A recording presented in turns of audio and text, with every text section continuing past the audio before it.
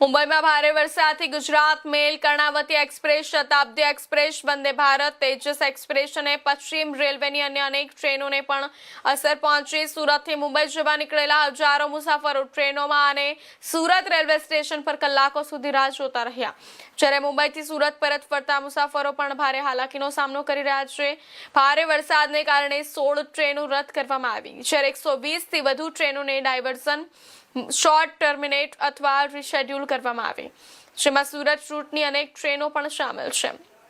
મુંબઈના દાદર, કુર્લા, સાયન, અંધેરી, વસઈ, વિરાર, નાલા સોપારા અને પાલઘર સહિતના વિસ્તારોમાં પાણી ભરાતા સુરત મુંબઈ રેલવે વ્યવસ્થા ગંભીર રીતે પ્રભાવિત થઈ.